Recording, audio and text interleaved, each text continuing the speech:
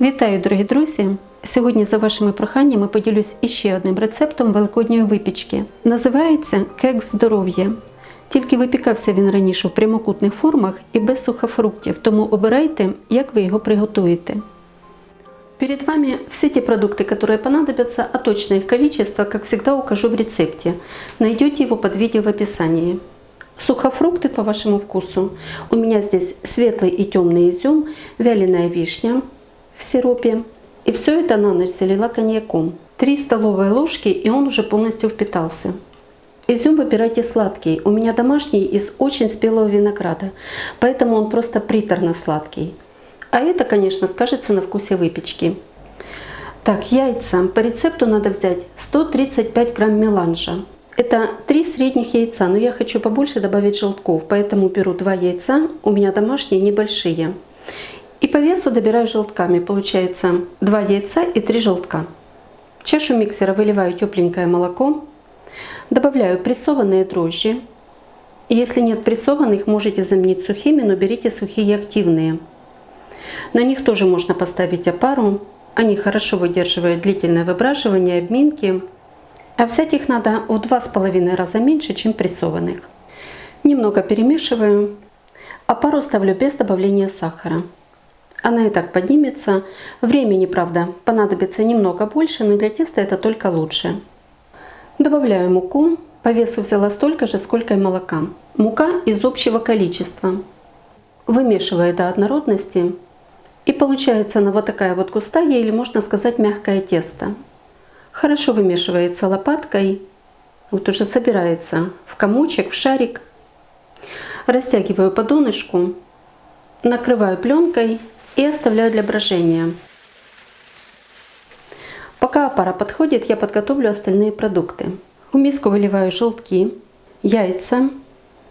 В качестве ароматизатора ванильная паста бурбон фирмы Мастер Мартини, но вы можете заменить, если нет такой или какой-нибудь другой, ванильным сахаром. Пасту немного перемешиваю и набираю чайную ложку полную с горкой. Также можно добавить цедру лимона или апельсина или совместить ванильный сахар и цедру. Сюда же высыпаю сахар. Так, хорошо перемешиваю. Да, кстати, чуть не забыла соль. Ее немного, всего 1,5 грамма. Это где-то 1/3 часть чайной ложки. Яйца предварительно тоже согревайте до комнатной температуры. Вот эта вот масса не должна быть холодной. Тогда тесто будет подходить быстрее, лучше, будет более пышное.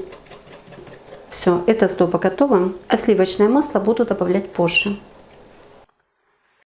Прошло 40 минут. Посмотрите, как хорошо подошла опара без добавления сахара. Высокая, пористая, воздушная, подходила при комнатной температуре. Особых условий я ей не создавала. Выливаю сюда подготовленные продукты и перемешиваю. Включаю сразу невысокую скорость, это перемешивание. Потом на минимальную. И первое. Сегодня тесто замешиваю кухонной машиной. Я и так чаще всего показываю ручной замес. И в прошлом видео тоже замешивала руками очень мягкое тесто. Посмотрите, если вам это интересно. Ну а сегодня машиной. Вот так вот хорошо соединились продукты. Добавляю муку, но не всю, немного оставлю. Где-то 40 или 50 грамм. Потом после добавления масла посмотрю на тесто, и если надо будет, я ее добавлю. Тесто сразу собирается в комок, потом размазывается по донышку дежи. Пусть немного помесится, и я его проверю. Тесто получается мягкое, липкое. Добавляю половину той муки, которую оставила, а остальное уже после масла, если понадобится. Покажу вам, на какой муке замешиваю тесто. Это наша мука, производитель Украина, Кировоградская область. Поэтому сможете ее купить без проблем. А белок здесь высокий, 13,46, ну почти 13,5. На такой муке тесто получается более эластичное. Выпечка намного вкуснее. И для замеса ее понадобится меньше, чем обычной. Хотя ее количество от именно этой муки совпадает с тем, которое указано в ГОСТовском рецепте. замешивала на обычной, то пришлось муки добавлять больше. А лишняя мука, как вы знаете, съедает вкус сдобы, и выпечка получается не такая вкусная. Так, немного зачищаю стенки чаши. Видно, что тесто стало плотнее. Вымешивала его 6 минут. Остается липким. Оставляю где-то на полчаса и только потом начну добавлять сливочное масло. Дрожжи начнут работать, тесто немного оживет. И если в квартире у вас холодно, то поставьте в какое-нибудь теплое место. Прошло 35 минут, тесто подошло, увеличилось в объеме в 2 раза. Может быть даже больше. Вот такое пористое. Сливочное масло, пока оно еще было холодным, я сразу нарезала на кусочки. И все это время оно простояло в кухне на столе. Добавляю где-то по 2 или 3 и умешиваю в тесто на невысокой скорости. Начинаю, как всегда, с перемешивания, чтобы не так рвать машину.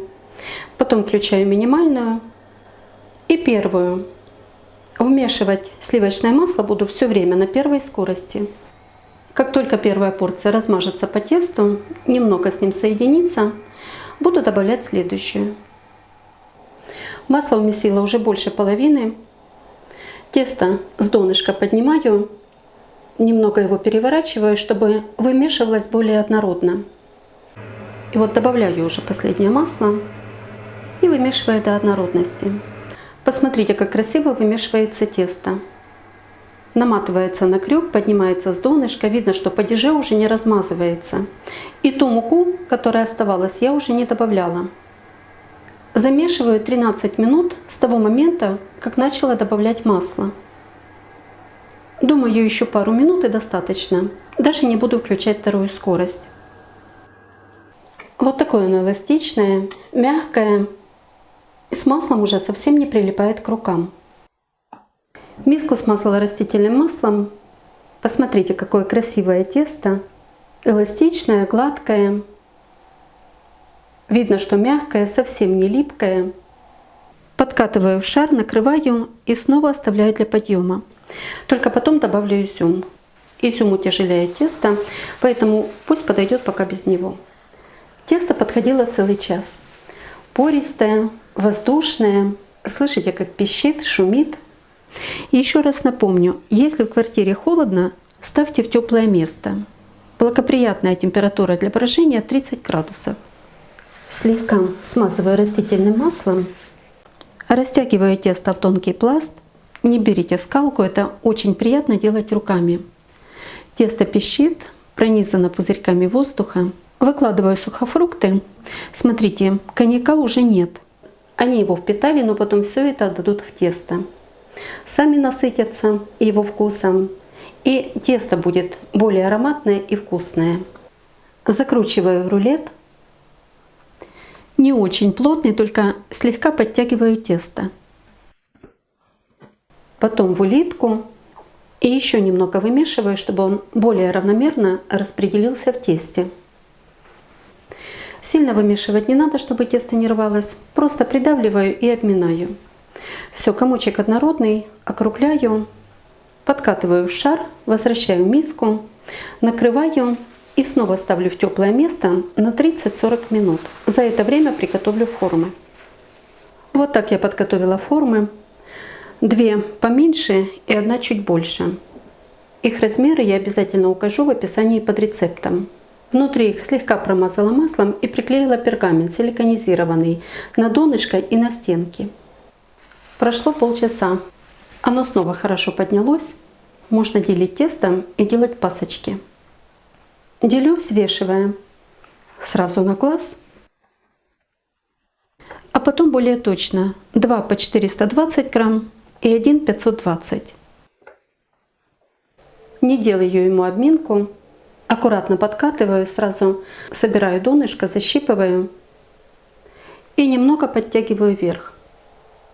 Сильно вкатывать не надо, иначе тесто при подъеме может разрываться. Забрасываю в форму. Оставлю подходить при комнатной температуре на столе. Накрою и пусть подходят. На это уйдет час или полтора, скажу позже. Вот такое получается круглое, гладкое.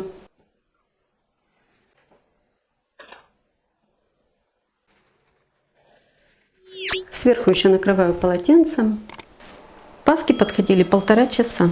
Увеличились в объеме больше, чем в 2 раза. Вот эту вишню уберу, чтобы она не горела. И у меня уже нагрелась духовка. Температура 170 градусов. Ставлю выпекать. Выпекались они 40 минут при температуре 170 градусов. Второй уровень духовки снизу, подогрев вверх-вниз без конвекции. Выпекаю на уровень ниже среднего, чтобы хорошо пропекалось донышко и не так подгорала верхушка. И во время выпечки, когда они сверху уже хорошо подколеровались, накрыла пергаментом. На готовность проверяла деревянной шпажкой.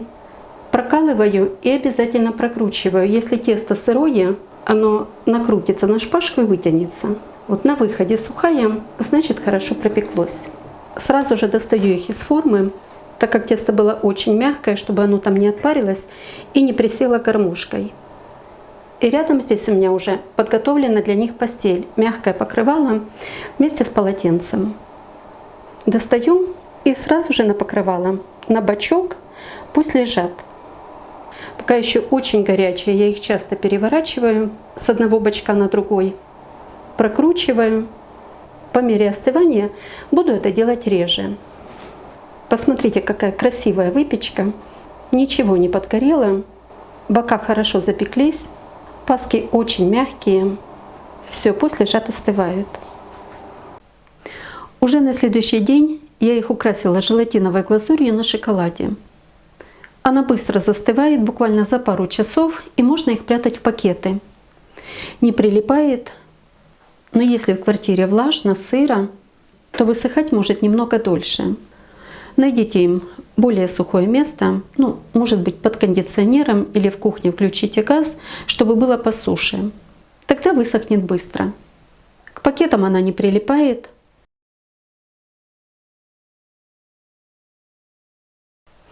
И посмотрите, как разрезается. Покажу вам и паску в разрезе, и глазурь. Не трескается, не осыпается. Повторюсь, это уже на следующий день. Вот такая мягкая. Тесто волокнистое, влажное, но видно, что не очень воздушное, так как в нем все-таки достаточно сдобы, сахара, масла и яиц. Вкусные, сладкие, ароматные, очень хорошо дополняют сухофрукты, пропитанные коньяком. Их здесь немало. И, конечно же, шоколадная глазурь. Половина паски ею залита, она тоже добавляет сладость. Очень понравится детям. И посмотрите, как она себя ведет не только при нарезке, а и на разрыве. Ее подробное приготовление есть на моем канале, сейчас на экране появится ссылка, и в описании над рецептом оставлю тоже. Называется «Глазурь быстрого застывания, желатиновая на белом шоколаде». Если еще не готовили, попробуйте, уверена, у вас все получится и понравится. Готовьте с удовольствием, і пусть ваша випічка буде не тільки вкусною, но й красивою. Ну а якщо вам подобаються мої рецепти, діліться ними з друзями, підписуйтесь на канал, залишайте коментарі. Щиро дякую за вподобайки, а постійним спонсорам мого каналу за підтримку та допомогу. Мені дуже приємно, що ви так цінуєте мій труд. І як завжди, бажаю вам всього найкращого.